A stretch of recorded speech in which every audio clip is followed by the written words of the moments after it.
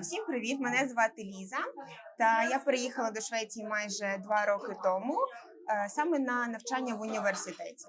Як і у багатьох студентів, в мене було дуже багато варіантів країн в Європі, в яких я би хотіла навчатися, але відвідавши Open Day в Lund University, я вирішила остаточно, що я хочу навчатися в цьому університеті. Я поспілкувалася з програмним координатором, зі студентами, які навчаються на різних програмах. Вони поділилися своїм фідбеком. Я прийшлася по цьому гарному місту, відчула цей студентський вайб і прийняла остаточне рішення, що я хочу навчатися у Швеції, і тому приїхала сюди саме з перспективою на навчання. Розкажи, будь ласка, як ти поступила? Ти в Швеції знаходишся по директиві, правильно? Так, як і, напевно, багато українців знаходяться в Швеції саме по директиві. І я навчаюся на програмі International Business. І завдяки цій директиві навчання безкоштовне. А також, оскільки правила з 1 січня 2026 року змінилися, то я ще також отримую CSN-грант. Ось, то це такий лайфхак для нових українців, які зараз хочуть вступати. Але що таке саме CSN? Це грошова допомога від Швеції просто на життя, яку не треба потім виплачувати. Якщо це близько 4 тисяч, то це не треба виплачувати. Але якщо повний грант плюс лоан, близько 10 тисяч, то тоді це треба буде виплачувати трішки пізніше, якщо ти вже будеш тут офіційно працювати. Розкажи, будь ласка, чи були якісь труднощі під час вступу і взагалі як виглядає процес?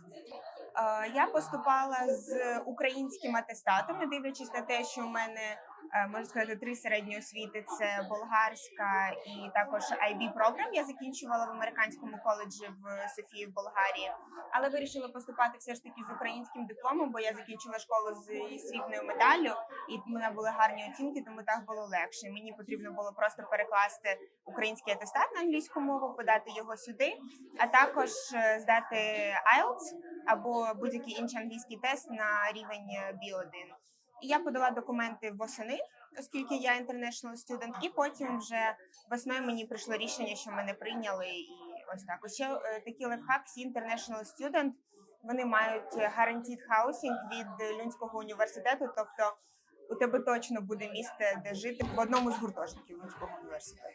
Лундський університет предоставляє дуже гарну можливість на 3-му курсі. Впродовж першого семестру 3-го курсу є можливість 3 варіантів вибору. Це перший – це поїхати на півроку на обмін в одну з партнерських країн Лундського університету. Це приблизно, якщо я не помиляюсь, Лундський університет має більше 150 партнерів по всьому світу. Також другий варіант – це взяти internship. Це стажування в якійсь компанії. Ти можеш її обрати як сам, так і університет може тобі допомогти з вибором компанії. І третій варіант – це просто залишитися на кампусі університету і взяти елективні курси. Я саме для себе вибрала поїхати в Англію. Я їду на exchange на півроку. Я дуже цьому рада. Як проходив процес відбору? Восени ви маєте заповнити анкету і поставити 10 університетів, рейтинг зробити з університетів, куди ти хочеш найбільше і куди ти хочеш найменше. Потім вони дивляться на твої оцінки, саме приймальна комісія Лунду. Є 2 етапи. Перший етап – це приймальна комісія Лунду дивиться на твої оцінки, на твою успішність і ставить тебе якби рейтинг студентів. І потім, дивлячись на цей рейтинг, на твою успішність, вони з твого рейтингу 10 університетів дають тобі один університет, в який ти їдеш.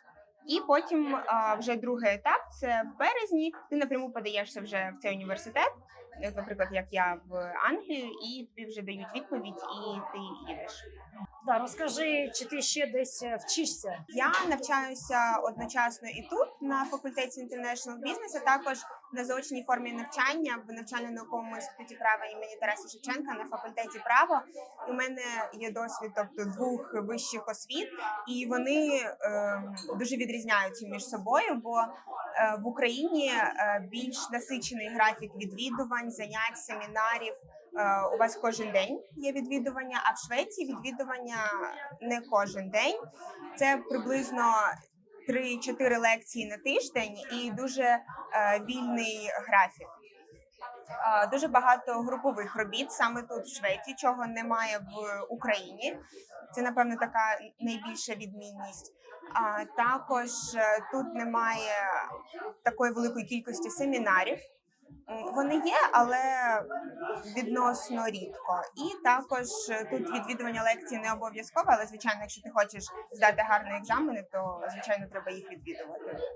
Де тобі більше подобається навчатися, і чи може де легше, де важче?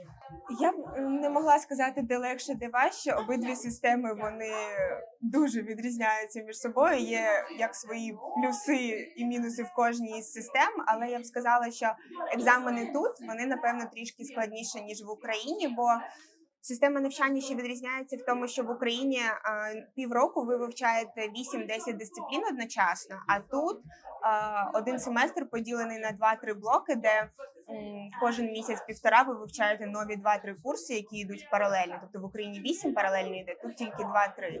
І потім ви здаєте великий екзамен по кожному з курсів, але цей екзамен він іде 6 годин. Ось це те, що якби дуже складно для багатьох студентів 6 годин висидіти і написати екзамен. Але якщо ти навчаєшся, то все doable, я би сказала.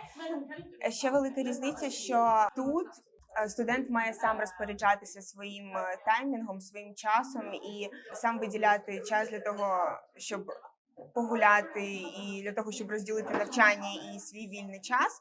Бо в Україні є постійно якісь перевірки знань, я б так сказала, а в Швеції це тільки один екзамен, від якого залежить вся твоя оцінка в більшості випадків. Тому тут більше студент сам має розуміти, як йому потрібно вчитися для того, щоб пройти всі екзамени.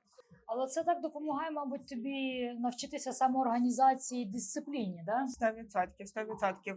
Бо треба знайти гарний баланс між студентським життям, яке дуже насичене у Лунді, і також між навчанням.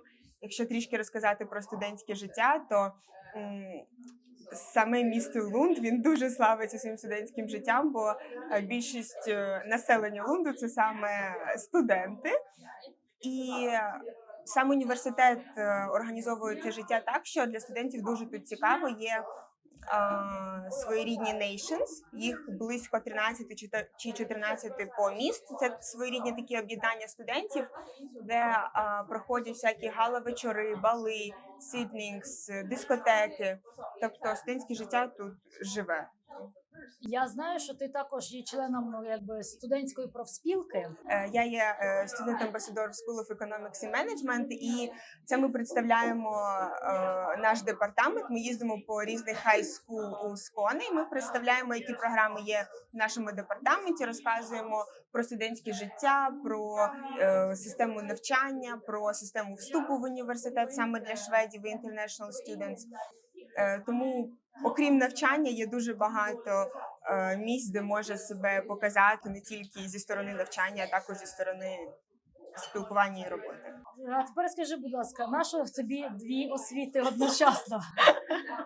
Ну, я не шукаю легких шляхів. Я також робила дві середніх освіти одночасно, бо я закінчувала українську школу, і одночасно навчалася в Болгарії на IB програмі. При випуску я отримала з американської школи 2 дипломи. Це болгарський і IB дипломи. Тобто в цілому у мене 3 середні освіти, і зараз буде 2 вищих освіти.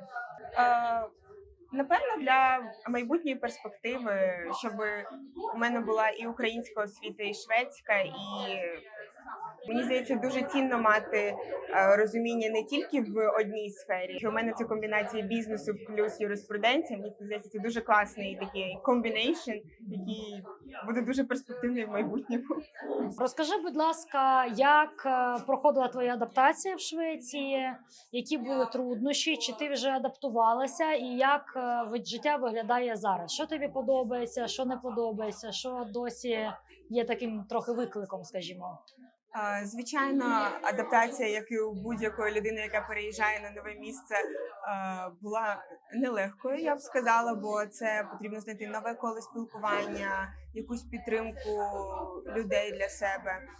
І, звичайно, перший час, коли у тебе немає персонального номеру, я думаю, всі українці зрозуміють мене, ти трішки обмежений в деяких своїх діях. Але оскільки я вже в Швеції майже 2 роки, у мене вже є персональний номер, і з ним живеться набагато легше. Також зараз через те, що в Лунді дуже багато інтернаціональних студентів та студентів з усього світу, то звичайно вже є коло спілкування, вже є близькі друзі. І зараз мені вже дуже подобається в Швеції, особливо в Лунді. Лунд дуже безпечне місце, як на мій погляд. Тут можна вийти погуляти і вночі, і тобі не буде страшно, бо все місце це майже студенти. Також дуже красива природа в Швеції. Мені дуже подобається подорожувати по різним містам. Дуже красивий Гетеборг, Стокгольм. Навіть наше Сконе дуже красиве. Де ти себе бачиш в майбутньому? Чи хочеш ти залишатися за кордоном, чи хочеш ти ще вчитися? Яку ти хочеш для себе брати професію? Мені здається, як і у будь-якого студента, у мене немає зараз якогось остаточного розуміння, ким би я хотіла працювати в майбутньому, але оскільки я зараз закінчую 2-й рік навчання, ще попереду є 1 рік для остаточного визначення, також я б хотіла зробити магістратуру, не впевнена, чи в Швеції, чи в будь-якій іншій країні Європи, але також було б класно поєднувати магістратуру з part-time job або internship, якихось із бізнес-компаній, і саме так розпочати свою кар'єру в бізнес-сфері. І в перспективі хотілося б стати CEO компанії або відкрити якусь свою компанію. Ну, якось так. Ще дуже важливо, якщо хочеш працювати в Швеції, це знати шведську мову, бо через те, що я зрозуміла, то якщо ти подаєшся навіть на part-time job в якусь із шведських компаній, то в пріоритеті є студенти, які знають шведську мову або є взагалі її носіями. Тому я сама зараз також в процесі вивчення шведської мови. Звичайно, це не дається легко, але мені здається, знання якомога більше іноземних мов це дуже великий плюс для твого майбутнього.